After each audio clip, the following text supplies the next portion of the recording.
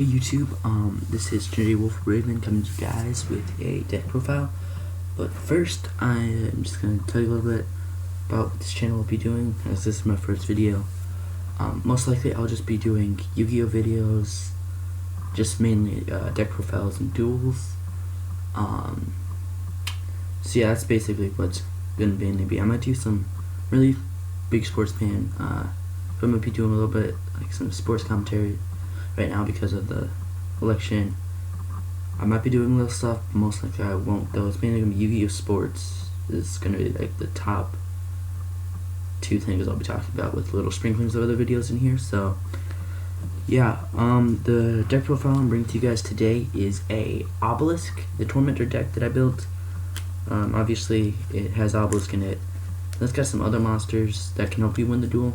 You can win this duel without, you can use this deck to win the duel without using Obelisk, which I find interesting, because I've seen other Easier for God card decks, and unless they get Raw or Slife or Obelisk on the field, they can't win. But this deck, I've got other powerful monsters in here that I can summon, and some of the cards, they just have pretty good attack power and stuff, so that kind of just helps me to win that duel. So yeah, and if you have any suggestions of what I can do, I'm not really going to be up to date with all the Yu-Gi-Oh stuff. I rarely get new cards just because of where I am and stuff, so that's what I play. I have 2 Pendulum cards, and it's in a different deck just because they fit better with that deck. So yeah, this deck focuses around getting monsters on the field to summon Obelisk or a couple other powerful monsters. I'm kind of just to overload your opponent, like just overpower them. It's kind of like a Kaiba deck, because like he always summon monsters to totally crush his opponent. And there's also some traps and spells in here to help me along with that process, as well as a few cards to weaken my opponent down even further without attacking, and to stop a lot of damage from going to myself. So yeah, so I guess without further ado, I will bring you my deck profile. So first, I have one Karibo, pretty basic. You get attack, send him to the graveyard. No damage for that one battle, which is kind of key because it's that one battle, so you want to time it right. So that and doesn't target, which is nice. It's just you take no battle damage. So like when a Jimmy God card attacks you, like Obelisk from say, comes at you, direct attack you with Karibo, you last pretty long. Pretty good card. Saved me a bunch of times in a duel. Moving on, I have Relinquished. Now he's first introduced with Pegasus, I believe, in Duelist Kingdom. Pretty nice card. Get to take one of my opponent's monsters, equip it to him. Relinquish becomes that monster. Well, has that monster's attack and defense, and then my monster, if Relinquish would be destroyed, the equipped monster is destroyed instead, and then my opponent takes the damage. So it's cool. Like you want to equip like a weak monster, I would say, so that destroys that guy. He takes a ton of damage. Though I mean that's ideal, but generally when I pull him out, it's later in the duel, because it takes me a while usually to get his cards and to get his ritual card, and in order to get him too. So I usually grab one of the more powerful monsters and then use Relinquished to attack. You know, like taking a Superconductor Tyranno or something. It's pretty sweet. I just wish he had gained the effect of that monster too, because that would just totally wreck up your opponent's field. Man-Eater Bug. When it's flip effect, when he's destroyed, you get to target one monster your opponent controls and destroy that one. So basically, if he's destroyed, you can also destroy another monster that my opponent has. Boom, gone. Right. I've got a Black Terra. Now he's an interesting card, because when he's sent to the graveyard, except by battle, he goes back to my hand. So I like to use him because I contribute him over and over and over again, and he just keeps coming back, and I just annoyed one opponent I had because I summoned the guy 4 times before he was finally destroyed. So that's pretty nice. And then you always have that one monster, and he's pretty good as a stall too, if you need to place a face down or something. I mean, you don't get him, but at least you got him for a little bit. And you can stall for that one battle. Then I play triple Peach and the Dark Clowns. Now, he's one of my favorite monsters to play in this deck because, well, when he's sent to the graveyard by battle, tribute, whatever, when he's sent, you can banish him and then special summon another Peach and the Dark Clown from your deck or hand. So I love to use him. He's just awesome because then I can have that monster continuously on the field. And I think I said this before, but if I did not, this deck focuses around getting monsters on the field so you can tribute them to get more powerful monsters and overload your opponent. So by getting Pete continuous, it's just great. And worst case scenario, you stall for 3 attacks instead of tributing him, which those 3 attacks, I mean, depending on who they are by, it could mean the end of the duel. So, anyways, moving on. I got a Pitch Black Werewolf here. He's kind of like Mirage Dragon, basically the same guy. 1600, 600. As long as he's on the field, my opponent cannot activate trap cards during the battle phase. So no Mirror Force, Magic Cylinder, Woboku. Well, no, Woboku can still be activated. Stay activated during the main phase.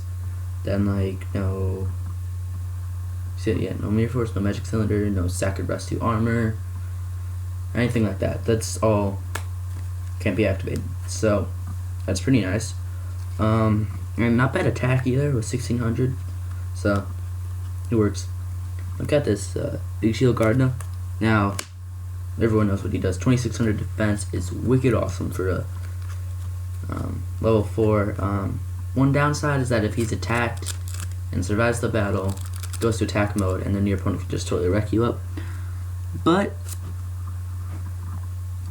And then also if he's targeted, when he's face down targeted by a spell card, flip him to face up defense position and then negate the spell. So that works. That helps. So that really comes in handy if there's a card that your opponent has to get rid of a monster or has to pay life points in order to activate it. Boom, they get rid of the life points, but then the effect's actually negated, so they still have to pay that cost. Magic Swordsman, he doesn't really help much. He's just a powerful card that I have. 1700 attack, level 4, light.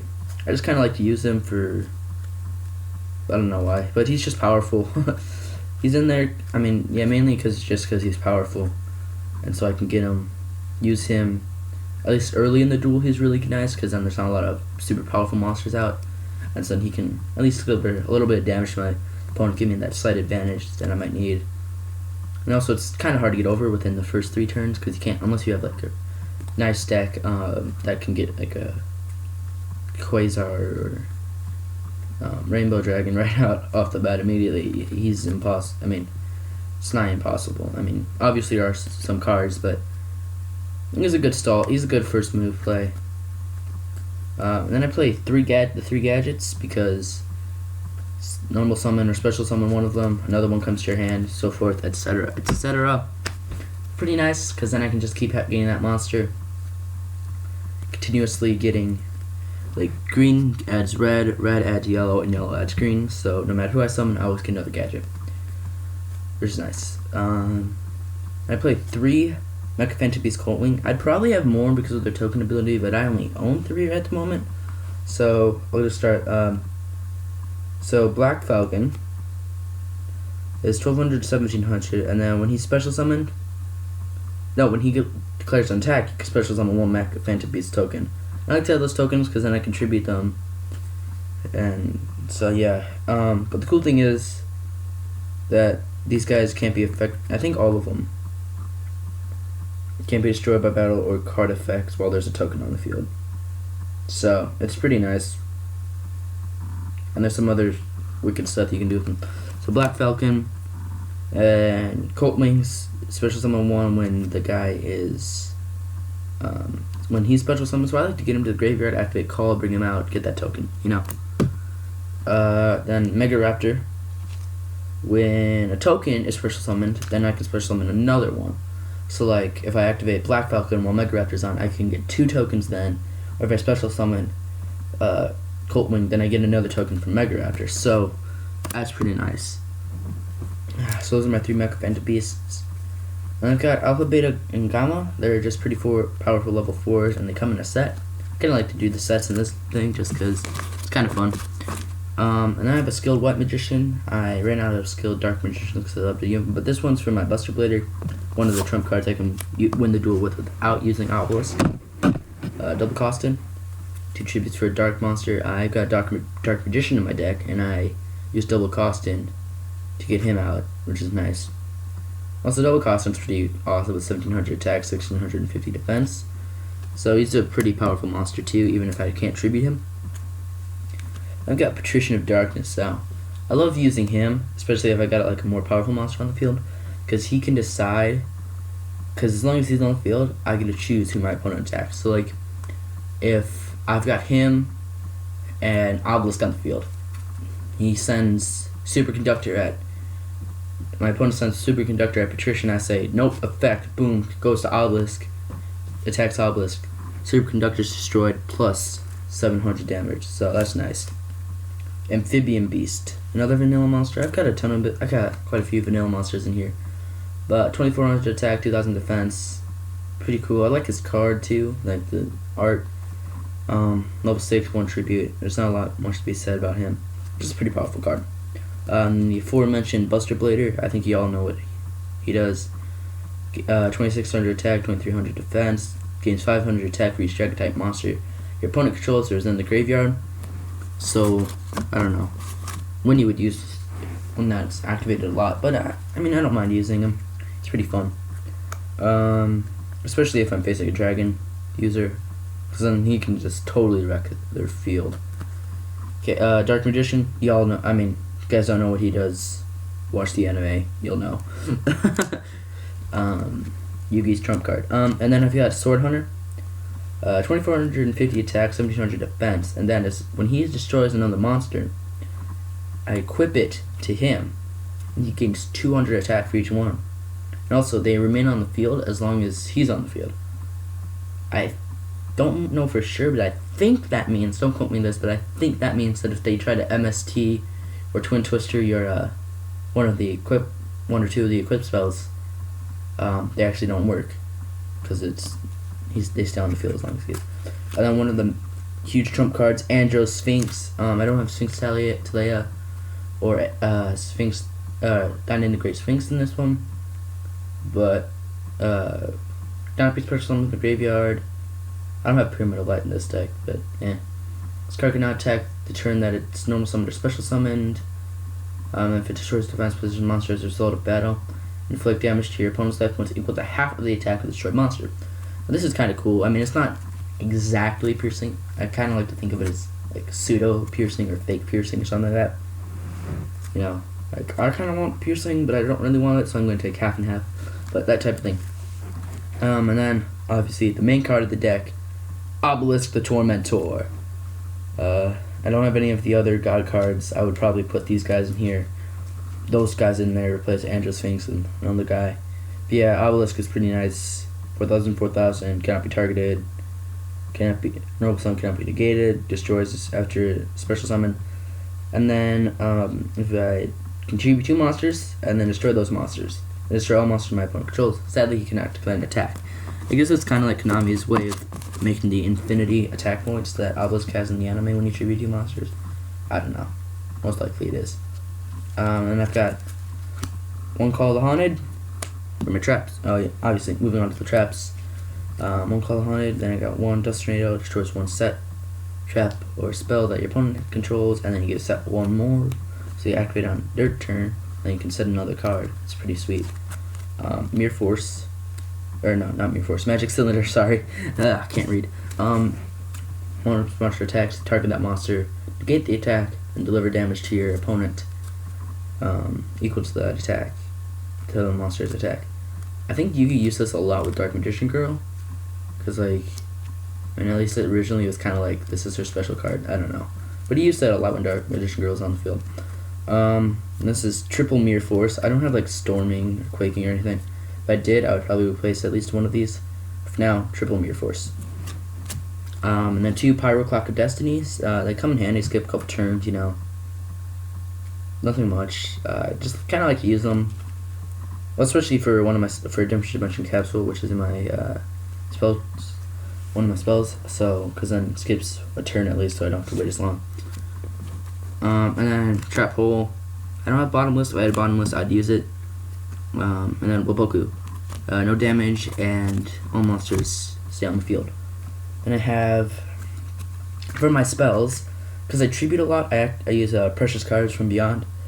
Because when I successfully summon a monster that requires 2 or more tributes, I can then draw 2 more cards. So it's kind of just replenishes my hand.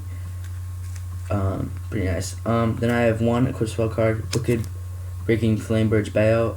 Just send a card from my hand to the graveyard to activate this. Monster equipped with this gains 500. One monster equipped with this destroys a monster with an effect. Negate the effect of that monster. So, pretty sweet. So, like, I equip it to, like, I don't know, probably Sword Hunter or Buster Blader. Boom. No monsters can. I mean, that would just totally rack them up, especially if they can't activate their effects. Anyways, moving on, I've got Stray Lambs. 2 lamb tokens on the field, I contribute them. Can't summon any more monsters the turn this is activated, sadly. So, I mean, I could get them out on the field. Nice defense if I don't have any other monsters. And also cool to tribute later if they stay around long enough. Sword Revealing Light, stall for time. Flips all the opponent's monsters up. No attacks for 3 turns. Shield and Sword. Now, this cool card I love to use when Big Shield Garden is on the field. I switch him to defense mode, activate it. He gets 2600 attack. Bam! That's gonna wreck him up. Soul Exchange. I get when I want to tribute a monster this turn, I can tribute one of my opponent's monsters. So, got 2 monsters on my side of the field. They got 1 monster. Get rid of those, all 3 of those. My 2, and then one of theirs. There's 1. And I can get Obelisk or something on the field and attack him directly. Bam! Different Dimension Capsule. Get a banished card from my deck face down for 2 turns. And that's what I like to use Pyroclap of Destiny for, just to like skip just skip a turn so I don't have to wait so long. I don't mind waiting, but you know, if you want to get that card back to your hand really fast, they're nice to activate when that's on the field. Dark Hole, you know, that's destroys all monsters on the field. Black Illusion Ritual, that card is helpful. Well, actually not helpful. That card obviously it is helpful because it gets me relinquished. Otherwise, yeah, because that's its ritual card. I'm stupid. Anyways, I got the enemy controller. I can either target 1 monster that my opponent controls that changes battle position, tribute 1 monster that I control, and then target 1 monster that my opponent has to control of it. I guess it's kind of like Change of Heart or something, but since it's kind of like the same, because Change of Heart you can only keep the card for the end of the turn. Well, this can also change the guy's defense position, but you have to tribute monster. So I guess they're kind of on the same level. Plus, it's a quick play spell. I don't know. It's like the quick play spell version of a Change of Heart. And then Mystical Space Typhoon. I don't have Twin Twisters or anything like that. So that's my thing. I don't have an extra deck. I used to have an extra deck, but then I kind of got rid of it just because I just didn't need the extra deck to win. If I can get some cards, I will get that extra deck, but for now, no extra deck. Side deck's a little weak. Side deck consists, it's only like 7 or 8 cards, but I might as well go through it for you guys. For my spell cards, I got Book of Life. You know what that does. Brings out a zombie. I know I only have like double costed in there and Precision Darkness. I got 1 more zombie in my side deck though, that's kind of why I put it in there. Secret of Bandit, I can activate this and then select 1 monster. When it destroys a monster by battle, when it inflicts battle damage, I can randomly discard 1 card my opponent has. Facing Exodia, that helps greatly. Dark Assailant, zombie, that's kind of what I like having Book of Life for. I don't usually side a lot of cards though. Summon Skull. You know, Fiend, Archfiend really, but Archfiend, Archfiend, I don't know. But yeah, it's like I said, this is a weak side deck. Lots of vanilla monsters. Insect Knight, powerful monster. Even though it's vanilla at 1900, 1500. Celtic Guardian, you all know what this does. Homunculus, the alchemic being. He's cool. Changed his attribute. I don't know what I'd use him for. Yeah, I kind of just threw a bunch of cards in here. I didn't really have a strategy when I was funding this. Except for Spear Cretin. He's pretty cool. When he's slooped up, sent to the graveyard. Both monster and I must my opponent and I must select one monster from our graveyard, special summon on the field, and face up attack or face up defense. No tributes required. Pretty nice. I can like when he's flipped, because if he's to try to battle, he's technically flipped up then, and then I can activate that. Bring out, I don't know, Buster Blader, Dark Magician, something like that, and then my trap card, Shadow Spell. So that's my side deck. Like I said, it's really weak. I don't really know what I was thinking when I built this, because these cards don't really I don't really have a need for a side deck for this deck, because I don't have a lot of new meta cards. Yeah. Also, you can find me on Dueling Network. I am parentheses Trinity Wolfraven. It's just like my channel name. So yeah, that's pretty cool. Yeah, I'm part of the Trinity clan on Dueling Network. So yeah, I'll probably put the link to our clan homepage in the description below, and then if you're on Dueling Network, you can contact Trinity, just like mine is, parentheses Trinity, right? And then Snow 405 on Dueling Network. He's the clan leader. So yeah, that was my Obelisk deck profile. If you like this video, obviously like it, comment, subscribe if you want to. I'm not gonna like force it down you guys' throats to please subscribe. But if you think this is good, this is just my first start. I'll probably do a couple Dueling Network videos. Won't upload them today right now, but you know. So yeah, this has been my Obelisk the Tormentor deck profile, and yeah, now I'm using my computers. There we go. Okay, I was using my computer's camera. I couldn't find the stop button. Anyways, so yeah, like, comment, subscribe if you want to. Hopefully I'll see you guys on Dueling Network. It's Trinity Wolfraven, over and out.